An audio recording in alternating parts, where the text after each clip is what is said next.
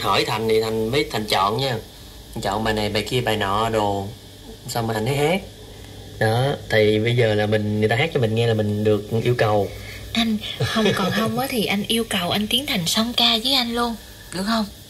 Được không? Ok. Cái đó thì là Hyundai, Mitsubishi, Toyota được quá nhờ anh Thắng. Chuyện dự kiến nha, tương lai Inmax có thể sẽ hợp tác với các xe lớn trong nước và thế.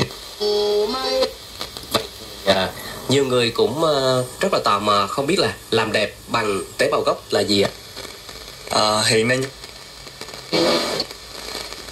Và nếu chúng ta quan tâm hay có câu hỏi liên quan đến dòng sản phẩm này, vui lòng gọi điện.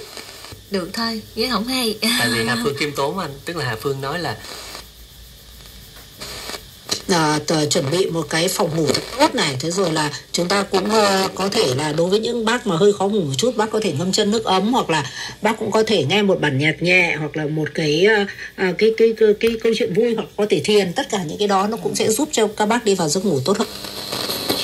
Sử dụng kênh giáp thành tiết kiệm đúng và đủ liệu trình. Kênh giáp chính thức tung ra dạng lọ 120 viên với giá tiết kiệm hơn.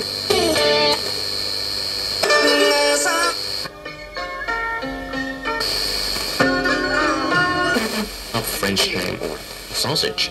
Take a small cube of cheese about 5 grams and place it with each potato portion.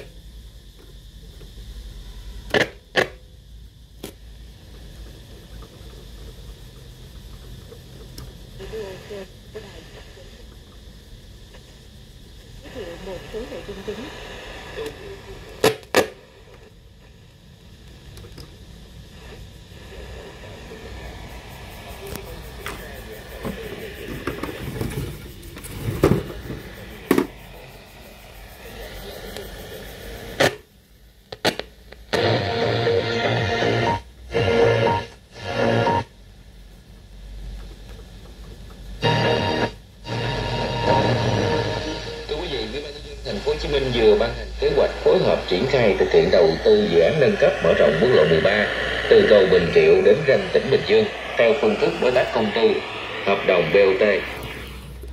Phần 1.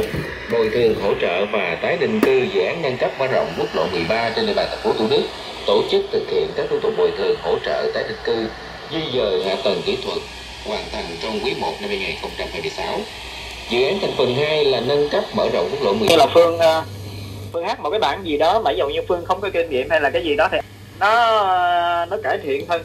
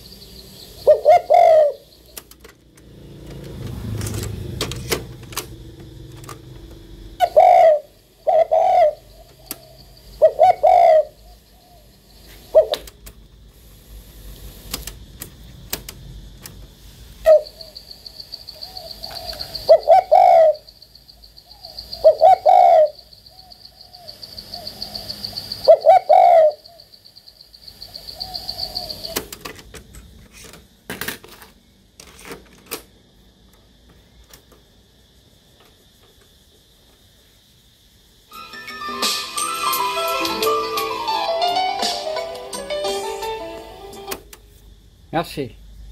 Merci beaucoup.